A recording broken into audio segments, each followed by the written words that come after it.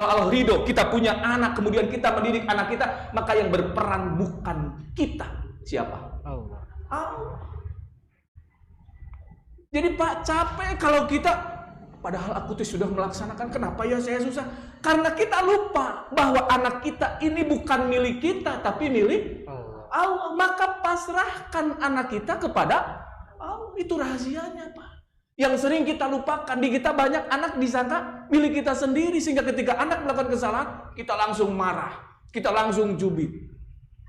Makanya saya pernah menyampaikan sebuah kisah nyata, seorang ayah yang suami istri yang bercita-cita ingin memiliki mobil sedan, itu kan, dia punya anak masih kecil dititipin sama pembantunya. Di sini menunjukkan hati-hati orang tua kalau punya anak kemudian sering dititipkan kepada pembantu. Maka Bapak Ibu jangan salahkan anak kita ketika anak kita sudah dewasa, kita menjelang tua, kita nanti sudah tua dititipkan oleh anak kita ke panti jompo. Mau Bu? Ya janganlah. Kan ada sebuah kisah, adik kakak itu berebut bagaimana ingin mengasuh ibunya ketika ibunya sudah tua. Orang lain sampai berebut ibunya karena ingin diasuh oleh dia. Kata kakaknya, saya yang berhak mengasuh karena adik saya sudah lama mengasuh ibu saya. Adiknya juga tidak mau ketinggalan pahala untuk selalu mengurus ibunya. Oh di kita Pak. Makanya jangan salahkan anak-anak kita ketika kelak, kita ketika sudah tua dititipkan oleh, atau mungkin anak-anak kita tidak pernah mengunjungi kita, jarang mengunjungi kita. Bisa jadi karena kita tadi, ketika kita punya anak kita sering dititipkan ke pembantu, kita sibuk dengan pekerjaan kita. Nah ini Pak, sebuah kisah itu kan dia ingin mendapatkan mobil sehingga bekerja keras suami istri tersebut. Akhirnya terbelilah sebuah mobil sedan yang indah. Pas datang hari Minggu libur tidak ke kantor, akhirnya jalan-jalan, olahraga. Kalau sekarang goes. Sesampainya jalan-jalan olahraga, pulang ke rumahnya, anaknya yang masih kecil perempuan sedang mencoret-coret mobil hitamnya dengan paku. Seret. Kebayang ya Pak Bu, apa yang akan dilakukan oleh Bapak Ibu? Lanjut begitu. Ini marah Pak, karena itu mobil yang diidamkan. Mereka pasangan suami istri bekerja keras, banting tulang bekerja karena ingin mendapatkan mobil tersebut. Setelah punya mobil, malah si anak ngambil paku dicoret-coret. Marah, akhirnya anak tersebut dipukulin menggunakan penggaris tangannya. Anaknya sampai nangis teriak. Kata istrinya itu bahwa anaknya menangis-nangis, dia tidak mengambil. Kan kalau ibu melihat anak ya nangis, mungkin kalau sayang Bu langsung diambil. Ibunya diam. Ketika dipukulin, anaknya itu diam, menunjukkan ridho terhadap apa yang dilakukan oleh suaminya. Dipukulin sampai puas.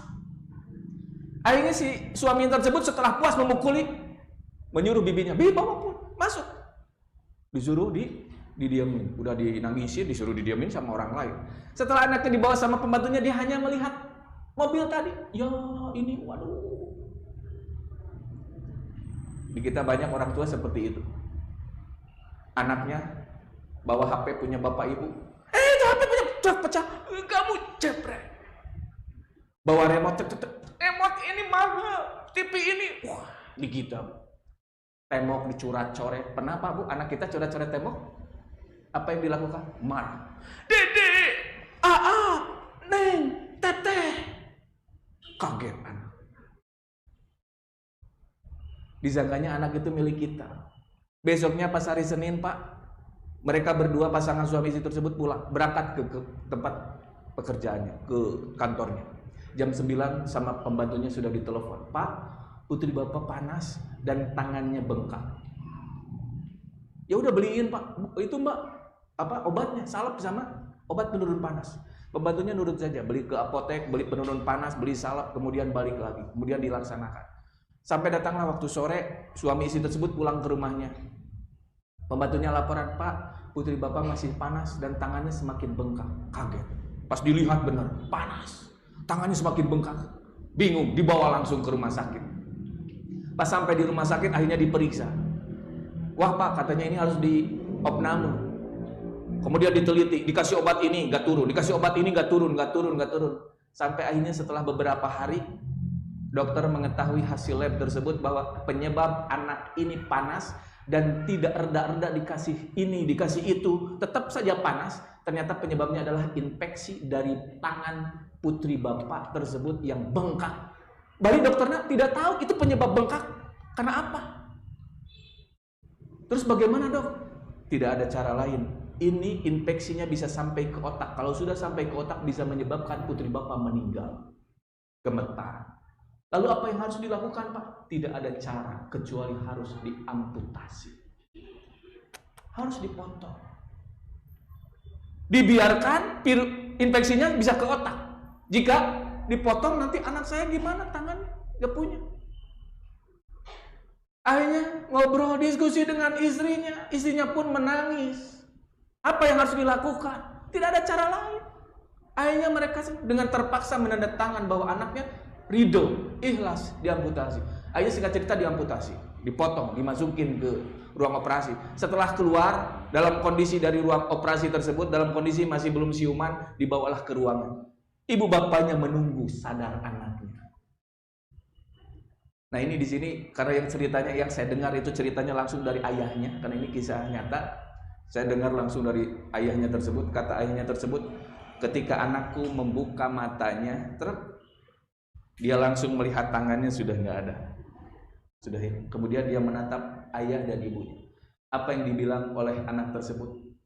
Wahai ayah, ibu, putri saya sama ayah dan ibu.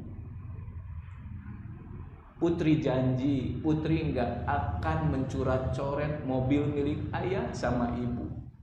Tapi putri mohon, ayah ibu, putri pinjam dulu tangan putri sebentar saja.